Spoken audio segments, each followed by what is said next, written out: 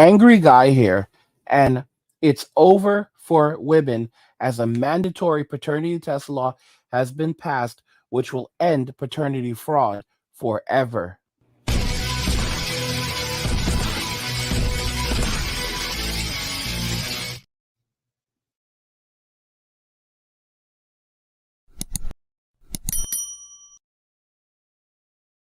If you're enjoying this content, please help get this channel to 100,000 subscribers by subscribing to the channel if you already haven't, liking the video, and turning on notifications to never miss another video ever again.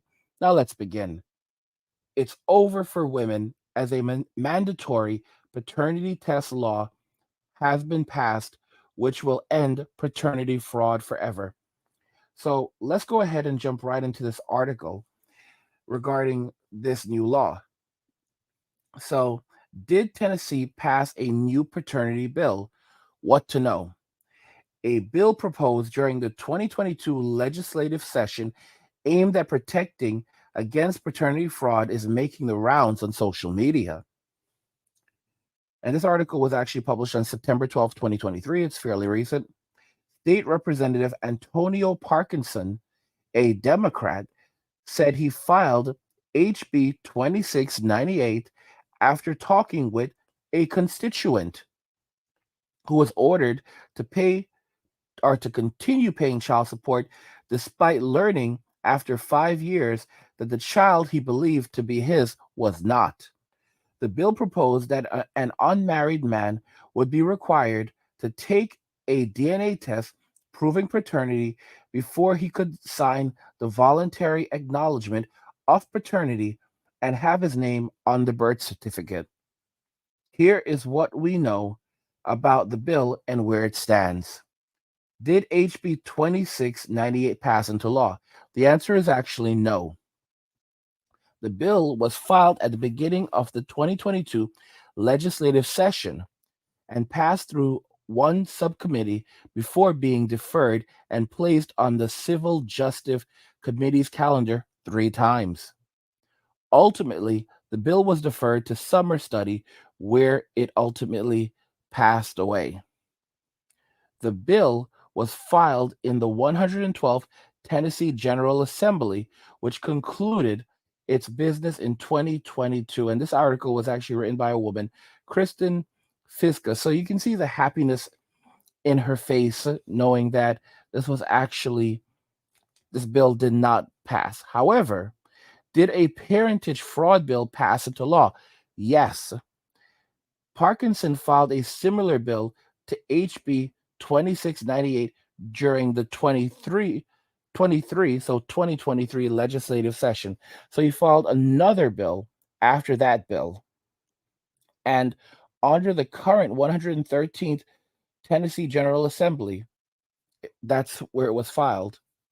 It was actually signed into law by Governor Bill Lee on April 24th.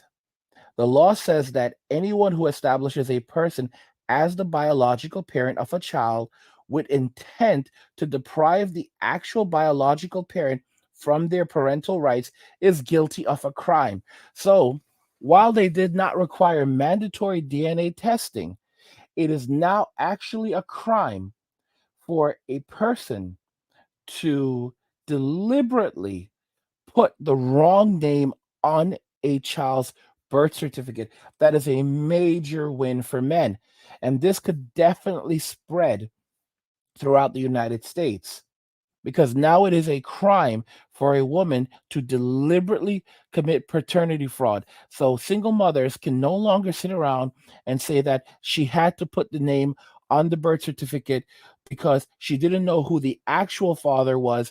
So she put the name of someone that she did have a relationship with or that she thought of, because if she didn't, she would not be able to apply for for uh, for public assistance.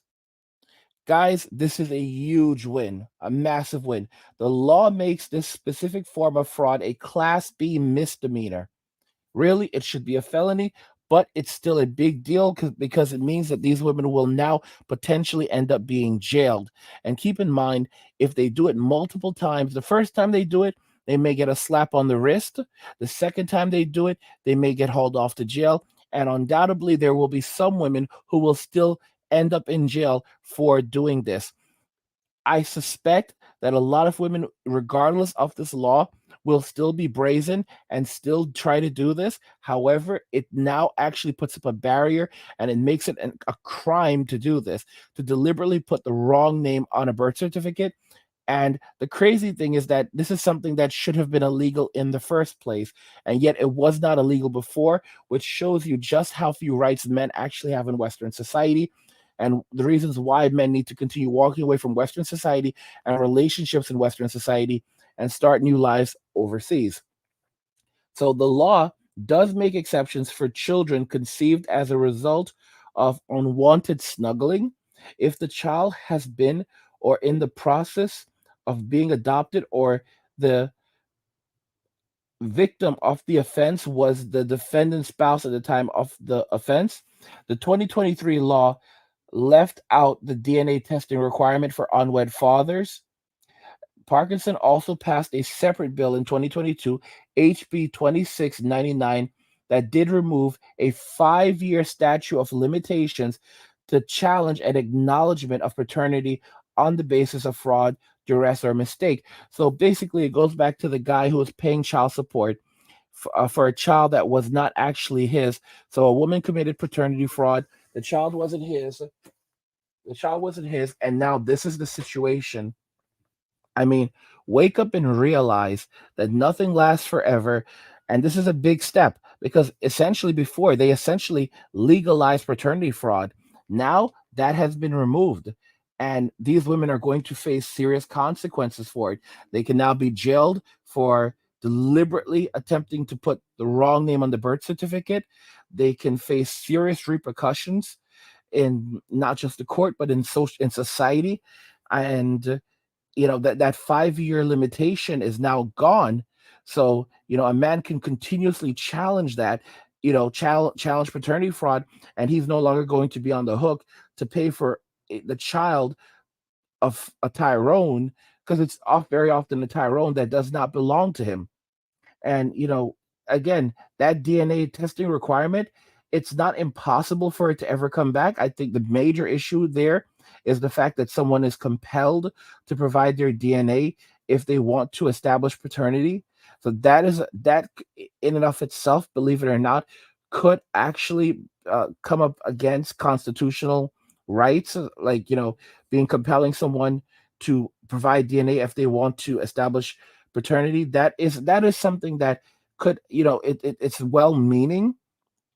That part is definitely well meaning, but it actually compels someone to provide DNA, and to establish that a child is there. So that is actually a bit dangerous.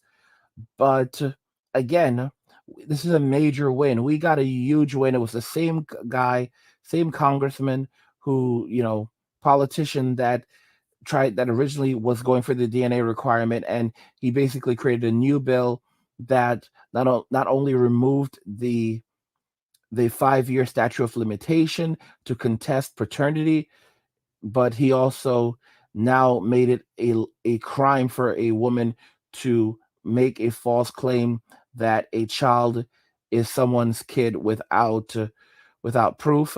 So that's a big win, big win. And that's you're going to see women being hauled off, and there are going to be more states now that are going to begin saying, hey, maybe we need to do this. This is something we should be doing. It's common sense. And it's going to be hard for them to say, oh, well, we don't want to do this because it could do, it could create certain problems. Wait, so you're saying that it should be to left open so that men could be exposed to paternity fraud, and women should not be prosecuted for deliberately putting the wrong name of a father on the birth certificate? This is why Tyrone and Pookie and Ray Ray are so angry, because as men are walking away, accountability is coming for them. So instead of a responsible black man having to pay for a Tyrone's child, a Pookie's child, now they're going to go look for Tyrone. Now they're going to go look for Pookie, and they're going to take it out of him one way or another. They're going to get it out of him. It doesn't matter if they have to put him in prison and have him in chains, and he's working, and they're and he's gonna have to work, and the little 50 cents that he's making an hour, they're gonna take every penny of it, and they're gonna send it, to cover the cost of that child. And when he gets out of prison, they're gonna take whatever money he makes, they're gonna empty his bank account, you know, because they go after the bank account. They'll go after your bank account. They put a lien on your bank account, and they go and they just take what they want. That's how it really works. Guys, if you're enjoying this content, please help get this channel to 100,000 subscribers by subscribing to the channel if you already haven't, liking the video, and turning on notifications to never miss another video ever again.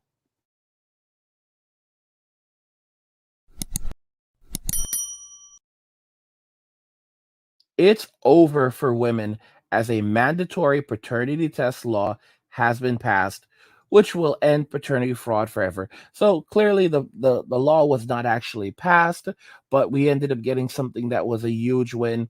The 5-year statute of limitation to contest paternity is now gone in Tennessee, and it is also illegal for a woman to knowingly name someone on the birth certificate as the father who is not actually the father, and she can go to jail for it. It is officially a crime, and it's a misdemeanor.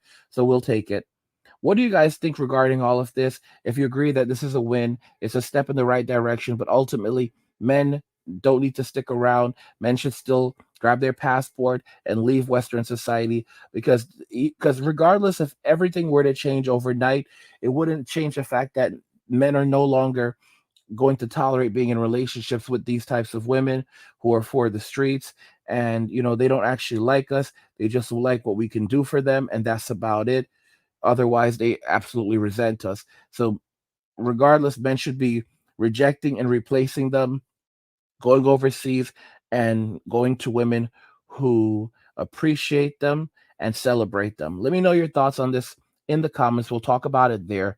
Like the video if you like it. Don't forget to subscribe. And if you like the video, share the video. And just remember that all roads lead to MWA, men walking away. And cheers.